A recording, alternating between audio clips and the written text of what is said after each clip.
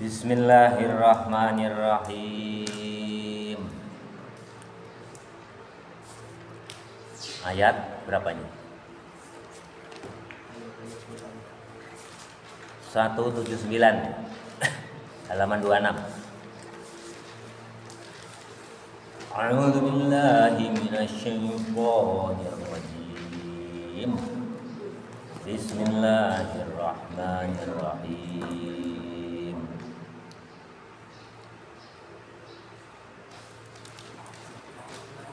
Betul ya, ayat 179 ya. A'udzu billahi minasyaitonir rajim. Kutiba 'alaikum idza hadara ahadakum in taraka khairan al-wasiyyatu lil walidaini wal aqrabina bil ma'ruf haqqan 'alal muttaqin. Kutiba 'alaikum. Kutiba telah ditulis, furido maknanya artinya telah diwajibkan, telah difardukan, alaikum atas kamu sekalian. Idza hadara tatkalanya datang, ahadakumul mautu, ahadakum kepada salah satu dari kamu sekalian, al mautu mati, ay asbabuhu atau sebabnya mati. Jadi kalau kematian datang kepadamu, terutama sebab-sebab kematian, tanda-tanda kematian datang. Intaroka khairon, intaroka jika meninggalkan khairon, harta. Kebaikan di sini artinya harta.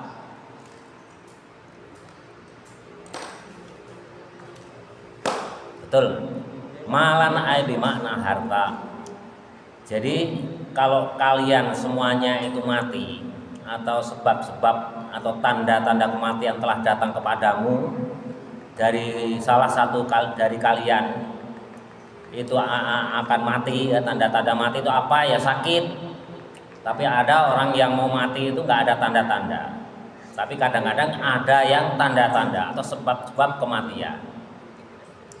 Itu intaroka khairon, maka sesungguhnya akan meninggalkan kalian. Apa yang akan meninggalkan kalian? Itu akan meninggalkan harta. Kalau orang kaya berarti meninggalkan harta yang banyak. Kalau orang miskin ya tentunya sedikit. Tapi setiap orang mati itu pasti akan meninggalkan harta. Bagaimana? Al-wasiyatu, wasiat artinya apa? Kalian memberikan wasiat. Jadi sebelum mati itu kalian bisa memberikan wasiat agar keluarga yang kalian tinggalkan itu tenang. Ini khususnya adalah orang kaya ya. Khususnya orang kaya itu bisa meninggalkan wasiat. Sebelum bapak mati, misalkan nanti ditakdir kamu udah tua, mau mati, karena apa? Ada tanda-tandanya, sakit yang berkepanjangan, nggak sembuh-sembuh, oh berarti saya akan mati ini. Nah, itu kalian bisa meninggalkan wasiat untuk anak-anakmu, untuk kerabat dekatmu, untuk istrimu, untuk suamimu. Itu meninggalkan wasiat itu boleh. Marfu'un al wasiyatu menjadi rafa, dibaca domah. Bikutiba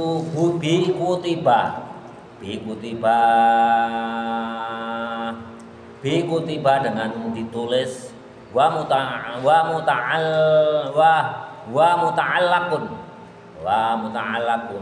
yang menggantungkan bi'idha dengan lafal idha. Jadi di atas tadi ya idha hadara tadi, jadi tergantung, menggantung ya. Wasiyah tadi itu tergantung pada idza hadara tetkalanya. Itu ada kaitannya dengan lafal wasiyah. Wasiat itu apa? Ketika ajal menjelang datang. itu muta'alaq namanya. Bi'iza dengan lafal iza. Ingkanat tatkalanya ingkanat ada lafal iza, ingkanat ada lafal iza dzarfiyatun menjadi keterangan. Wadalun dzarf apa? Dzarf zaman, keterangan waktu. Iza itu menjadi keterangan waktu. Tatkalanya ajal menjelang tiba, itu namanya keterangan waktu atau dzarf. Dzarf apa? Kalau kaitannya dengan waktu itu dzarf zaman, ya, dzarf zaman. Belum ya, kalian belum nyampe ya?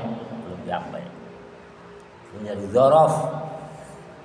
Wasiyatun itu menjadi marfu'nya.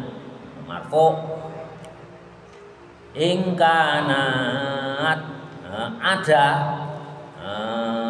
lafal iza tadi dzarfiyatun menjadi keterangan zaman. Wadalun dan menjadi wadalun dan menjadi pengganti ala jawabiha atas jawabnya lafal idza. Jadi wasiyah itu menjadi badalnya lafal idza. Ala jawabiha atas jawaban, atas menjadi jawab lafal idza. Ingkanat syartiyatun jika tatkalanya ada syarat, wa jawabun dan jawabnya in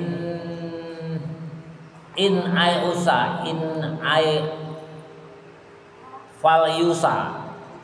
Jadi jawabnya itu lafal yusa, tatkalanya wasiat itu menjadi jawabannya. Wasiat itu kepada siapa? Lil walidaini, kepada kedua orang tua, wal aqrabina dan kepada kerabat dekat, bil ma'rufi dengan baik. Jadi wasiat itu diperbolehkan kamu mengumpulkan anak. Kalau yang mau meninggal suami ya mengumpulkan istri, anak, kerabat dekat, orang tua. Kalian ingin memberikan wasiat itu boleh. Jadi wasiat itu yang kaitannya dengan harta yang akan ditinggalkan diperbolehkan kepada kedua orang tua dan kerabat dekat. Jadi kalau wasiat kepada anak itu nggak boleh, kaitannya dengan harta yang mau ditinggalkan itu. Jadi kaitannya dengan harta, wasiat itu diperkenankan kepada kedua orang tua atau kerabat dekat. Misalnya kalian punya anak 5, kebetulan yang terkasih 1, misalkan yang paling miskin 1 lah. Wasiat, nah nanti kalau bapak meninggal, tolong anakmu yang kurang kaya atau miskin itu, yang fakir itu, berikan harta dari bapakku sebelum dibagi ahli waris ya. Sebelum dibagi waris itu tolong berikan dulu, sisihkan yang sepertiganya. Itu nggak boleh. Karena apa? Ada kaitannya dengan ahli waris. Karena nanti toh walaupun dia miskin mendapatkan warisan ya, tinggalan dari orang tuanya. Itu tidak boleh mendapatkan wasiat pemberian dari orang tuanya sebelum meninggal. Nggak boleh ya wasiat.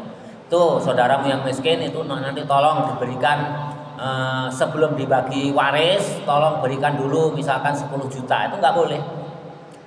Wasiat hanya diperbolehkan kepada kedua orang tua kita atau kerabat dekat kita. Kerabat dekat kita, misalkan paman atau bibi, itu boleh. Wasiat, kamu sebelum meninggal mewasiatkan, tolong ya nanti kalau bapak meninggal itu bibimu, pamanmu itu kamu berikan uang masing-masing 10 juta. Itu boleh. Sebelum harta peninggalanku itu dibagi secara waris, itu boleh. Itu yang diperbolehkan kepada kerabat dekat. Tapi kalau kepada anak itu nggak boleh.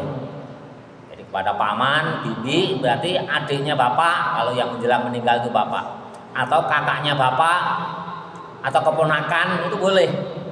Tapi kepada anak itu nggak boleh. Karena apa? Ada kaitannya dengan ahli waris. Toh nanti mendapatkan pembagian dari harta warisan. Jelas ya, wasiat itu ada aturannya. Nggak boleh kalian itu semena-mena ya. Oh ini karena anak saya yang tersayang, sebelum saya meninggal saya akan mewasiatkan nanti kalau saya mati diberikan sebelum dibagi waris itu lebih banyak kepada yang miskin, nggak boleh. Itu nggak boleh. Jadi ahli waris itu ya sama. Itu untuk menjaga perasaan ahli waris lainnya. Walaupun yang lainnya misalkan kaya-kaya, ya tentu dalam hatinya itu nggak akan ikhlas kalau yang paling miskin itu diberikan wasiat untuk diberikan hadiah. Jelas ya? Itu nggak boleh. Bismillahirrahmanirrahim itu dengan baik. Artinya apa? Bil ma'ruf bil adli, bi makna adil. Bi alla yazida. Dengan tidak melebihi atau menambahi alas sulusi atas sepertiga. Jadi harta yang boleh kalian wasiatkan ya itu maksimal sepertiga. Misalkan kamu wasiat, nanti kalau bapak udah meninggal, tolong sebelum dibagi ahli waris, harta bapak peninggalan bapak ini yang sepertiga itu kamu sumbangkan ke pesantren Insan Madani Ranca Kemip. Boleh ya, itu boleh. Tapi maksimal hanya sepertiga. Ini Imam Suyuti dalam penjelasannya menafsirkan maksimal itu sepertiga. Apakah ada dasarnya Pak Fakih? Ada. Itu hadis Nabi, nanti buka ya. Bab Haji Wada, kalau nggak salah itu tercantum di bab Haji Wada, itu juga ada.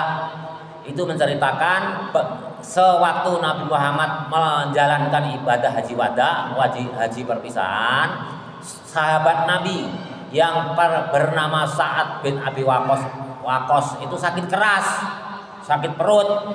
Nah, sahabat Sa'ad bin Abi Waqqas ini anaknya hanya satu.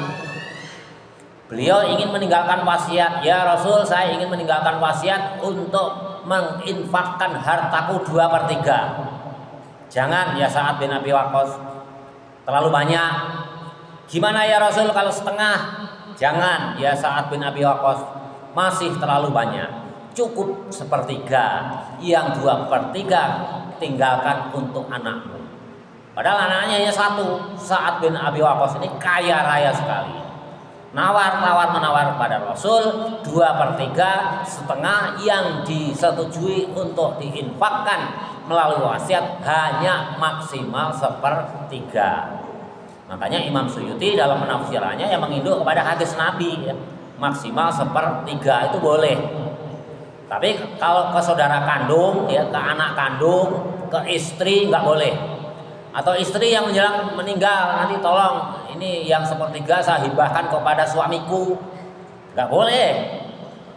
Atau suami yang meninggal kebetulan istrinya 2 misalkan, karena istrinya yang kedua itu cantik sekali dan hartanya masih terbatas karena nikahnya baru-baru, tolong yang 1/3 kasihkan kepada istri keduaku, nggak boleh. Itu tidak boleh. Yang boleh itu untuk kerabat dekat atau untuk infak ke yang lain, ke madrasah itu boleh, ke masjid itu boleh. Tapi maksimal dibatasi 1/3 dari peninggalan hartanya. Jelas ya, ada aturannya. Maksimal 1/3.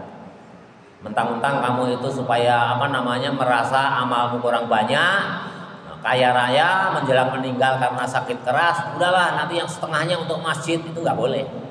Maksimal hanya 1/3. Itu sesuai hadis Nabi ya. Buka di bab Haji Wada, di sana dijelaskan itu Sa'ad bin Abi Waqqas. Itu kalau nggak salah Bapak masih ingat itu di sana. Ya Rasul, saya ini dalam keadaan sakit keras, perutku itu sakit yang sangat. Sedangkan aku ditakdir menjadi orang yang kaya raya, sedangkan anakku hanya satu. Bagaimana ya Rasul seandainya 2/3 dari hartaku akan aku infakkan? Ya, artinya itu ya, bahasanya itu artinya kurang lebih begitu. Itu di bab Haji Wada, dibuka di Sahih Muslim, Bukhari juga ada kalau nggak salah di Sahih Bukhari. Bismillahirrahmanirrahim. Jadi kalian nggak boleh menambahkan melebihi dari 1/3. Bila adli dengan adil, bi alla yazida, agar tidak melebihi alat turuti dari 1/3. Wala yufaddilu dan tidak boleh mengutamakan al-ghaniyya kepada orang kaya. Nah, kalau kalian wasiat diberikan kepada orang kaya juga nggak boleh. Misalkan pesantren, oh kalian mau infakkan ke pesantren, tapi yang punya pesantren yayasannya orang kaya raya, itu juga tidak boleh. Cari pesantren yang pemilik yayasannya itu yang kurang mampu. Itu namanya tidak boleh mengutamakan al-ghaniyah kepada orang kaya. Haqqon, haqqon inilah kebenaran. Masdaru lafal haqqon itu menjadi masdar muakkidun yang menguatkan. Nah, sebetulnya lafal haqqon itu enggak diperlukan dalam jumlah ini, dalam kalimat ini. Tapi Allah mensisipkan lafal haqqon itu dengan tujuan untuk menguatkan limadmuni karena isinya al jumlatu kalimat qablahu sebelumnya. Jadi untuk menguatkan lil walidaini wal aqrabi bil ma'ruf. Jadi wasiat kepada kedua orang tua, aqrabin keluarga dekat dengan baik. Jadi haqqon itu hanya fungsinya lit taukid.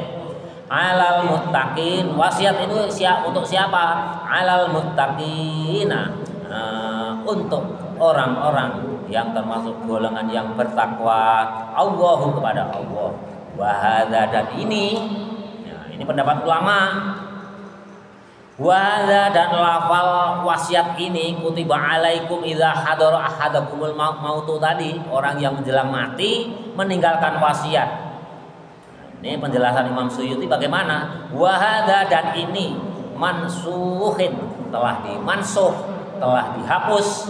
Menurut Imam Suyuti ini telah dimansuh, sudah nggak berlaku bi ayatil mirasi, dengan ayat ahli warisan. Nah, nanti di kitab yang lain yang membahas kitab warisan, itulah yang memansuh, yang menghapus hukum waris ini. Ini menurut Imam Suyuti. Ya, perhatikan ya, jangan ngobrol tidak. Ini penting sekali. Ya, bab bab wasiat ini menurut Imam Suyuti itu udah nggak berlaku hukumnya, karena sudah dimansuh, sudah dihapus dengan hukum waris. Nanti ada di Quran, di surat yang lain atau ayat yang lain mengenai warisan yang membicarakan masalah faraid. Ini sudah dihapus, makanya ada seorang almarhumah Kiai Ali Maksum Kerapia, ya, pondok pesantren Kerapia itu pondok pesantren besar di daerah Yogyakarta sana. Beliau itu menjelang ajalnya itu mengumpulkan anak istrinya, minta izin untuk meninggalkan wasiat. Ini Kiai Ali Maksum. Nah, karena apa? Ya menganggap ayat wasiat ini ya, di Al-Baqarah 179 ini telah dimangsuh. 180 ya, 180 ini telah dimangsuh, nggak berlaku dengan turunnya surat ayat faraid yang membahas masalah warisan. Nah, itu masalah warisan kan yang ditinggalkan. Jadi sebelum mati itu boleh menghadiahkan harta pribadinya. Nanti ada di sana.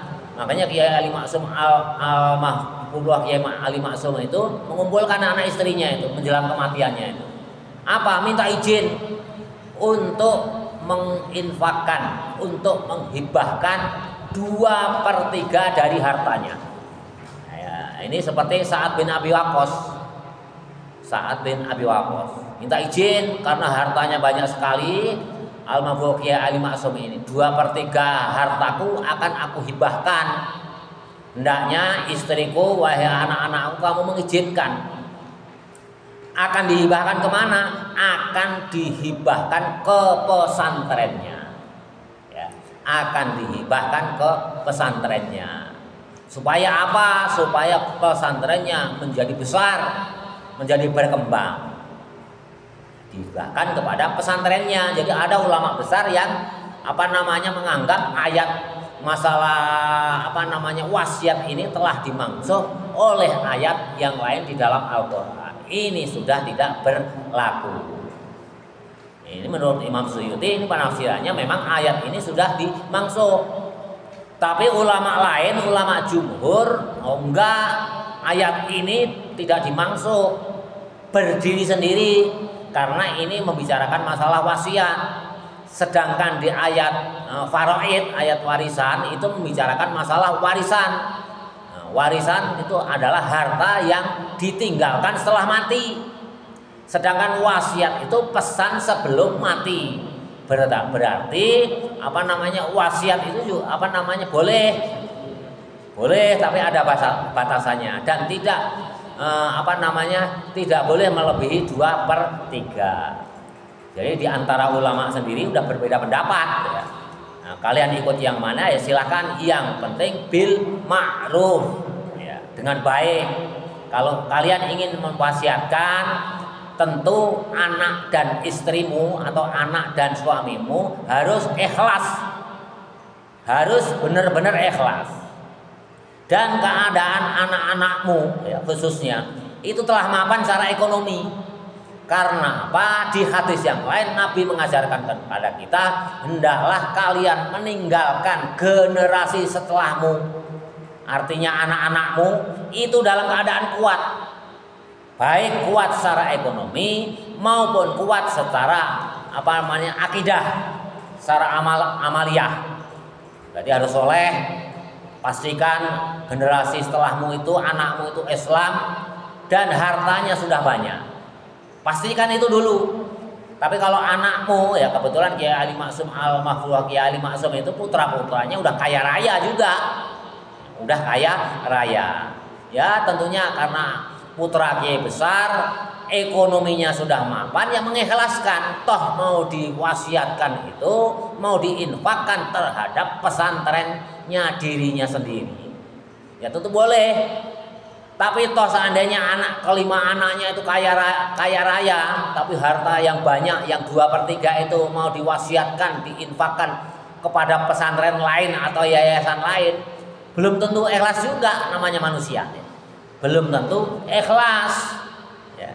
Karena kebetulan ini mau infakkan kepada yayasannya sendiri. Nah, anak-anaknya dan istrinya itu ikhlas, itu ya wajar. Karena apa? Kepada pesantrennya sendiri. Intinya apa? Kesimpulannya apa? Kalau mau wasiat itu harus hati-hati. Jangan sampai menyinggung anak-anak kita yang akan kita tinggalkan mati. Kalau anak kita salah satu nggak ikhlas, itu nggak jalan. Misalkan anaknya 5 orang tuanya mau wasiat, mau diinfakkan kepada yayasannya. Kalau yang 4 ikhlas, yang 1 nggak ridho, nggak jadi, itu nggak boleh. Haram hukumnya. 5-5-nya harus ikhlas. Ya. Jadi hati-hati. Kalau wasiat itu kalian hendaknya berkonsultasi kepada ulama yang mempunyai otoritas, yang mempunyai kapasitas untuk memberikan nasihat kepada kita. Jadi menurut Imam Suyuti ini udah dimangsus dengan bi ayatil mirasi, dengan ayat yang menerangkan masalah waris, wa bi hadisin dan dengan hadis la wasiyata liwarisin, tidak ada wasiat bagi ahli waris. Rawahu Tirmidzi. Hadis ini diriwayatkan Imam Tirmidzi. Jadi hadis yang diriwayatkan oleh Imam Tirmidzi itu tidak ada wasiat bagi ahli waris. Makanya ayat ini menurut Imam Suyuti telah dimansuh oleh ayat Al-Quran yang lain yang membicarakan masalah warisan. Kalian mau ikut mana ya silahkan lah. Yang kalian yakini, apakah ayat ini benar-benar dimansuh atau tidak? Ada ulama itu yang berpendapat ini tidak dimansuh mutlak. Yang dimansuh mutlak itu adalah mewariskan kepada ahli waris. Menurut ulama yang lain itu, yang di sini yang dimaksud dimaksud itu ya la wasiat ahli warisin, tidak ada wasiat bagi ahli waris, itu yang dimaksud. Tapi kalau untuk kerabat, untuk orang lain itu masih boleh. Itulah beda penafsiran furu'iyah Ya intinya kita kalau mau meninggalkan wasiat kaitannya dengan harta, hati-hati konsultasi dengan ulama yang mempunyai kapasitas otoritas untuk memberikan fatwa tentang wasiat. Faman baddalahu barang siapa mengganti, faman maka barang siapa badala yang mengganti terhadap wasiat, ail iso'a artinya pemberian, min syahidin dari kesaksian yang palsu. Nah wasiat itu tentunya kan harus ada saksinya. Nah kalau ada orang ya yang menyaksikan wasiat tapi dia memalsukan, akhirnya diganti isi wasiat itu. Misalnya si fulan mau mati, menjelang meninggal mewasiatkan, nanti kalau saya mati tolong berikan hadiah kepada si fulan itu 10 juta. Ada saksi. Nah, orang yang menjadi saksi ini memalsukan kesaksian, merubah kesaksian, bukan 10 juta tapi 15 juta. Itu faman baddalahu, mengganti kesaksian. Ail isoi artinya pemberian, min syahidin dari orang yang menyaksikan sewaktu wasiat, wawasi terhadap orang yang diberi wasiat, ba'dama salah sesuatu sami'ahu mereka mendengar orang yang mewasiatkan tadi, harusnya kan 10 juta itu mewasiatkan, tapi dia bersaksi itu 15 juta. Ilmahu padahal dia ngerti. Fa innama maka sesungguhnya sesuatu itsmuhu dosa terhadap pemberian tadi. Harusnya wasiatnya 10, dia merubah menjadi 15. Wasiat dilaksanakan menjadi 15. Nah, itu menjadi dosa. Menjadi dosa bagi saksi tersebut. Ail isolu artinya wasiat mubaddali yang diganti, yang dirubah. Jadi hukum wasiat kalau yang mewasiatkan 10 juta tolong berikan 10 juta ya 10 juta, nggak boleh ditambah, nggak boleh dikurangi. Kalau ada orang merubah isi wasiat itu hukumnya dosa. Fa innama itsmuhu, maka sesungguhnya orang yang mengganti isi wasiat itu adalah dosa, padahal dia sudah mendengarkan. Alalladzina atas orang banyak yubaddilunahu yang telah mengganti isi wasiat fihi di dalam mengganti isi wasiat ikomatun ikomatun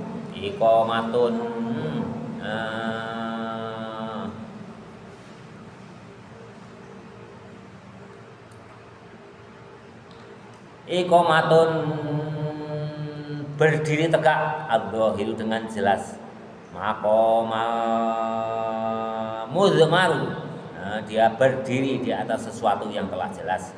Innahu sesungguhnya Allah sami'un maha mendengar liqaulil mausi bagi perkataannya orang yang berwasiat, alimun dan mengetahui terhadap apa yang telah diwasiatkan oleh orang yang berwasiat. Jadi seandainya saksinya hanya satu, nggak boleh berdua. Ada apa sering berdua itu satu ya. Jadi kalau kalian udah berwasiat ada yang mengganti itu, walaupun kebetulan saksinya satu orang, nggak ada yang melihat dia, sehingga dia menyatakan harusnya 10 juta menjadi 15 juta, orang yang mengganti isi wasiat itu hukumnya dosa. Hati-hati, Allah itu maha mengetahui dan maha mendengar. Itu maksudnya. Satu ayat lagi. Bismillahirrahmanirrahim. Bi fi'lil wasi dengan melaksanakan wasiat. Famujaju alaihi.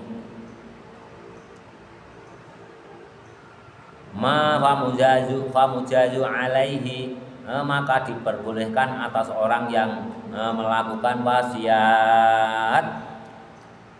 Satu ayat lagi, ini pendek ini. A'udzubillahi minasyaitonir rajim. Faman khafa min musin janafan au ithman fa aslaha bainahum fala ithma alaihi innallaha ghafurur rahim. Bismillahirrahmanirrahim. Faman khofa,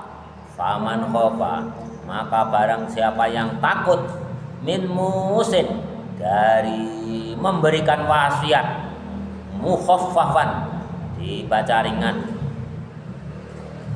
wa musakolan dan dibaca berat. Jadi musin ini dibaca ringan boleh, musin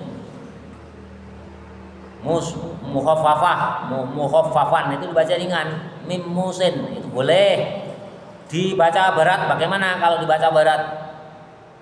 Muason, nah, itu dibaca berat, itu juga boleh. Musin ringan, muason berat, mim muason itu juga boleh. Tapi kalau hafaz itu dibacanya mim musin ringan. Itu penjelasan mukhaffafan wa musaqalan, itu kaitannya dengan qiraah sab'ah.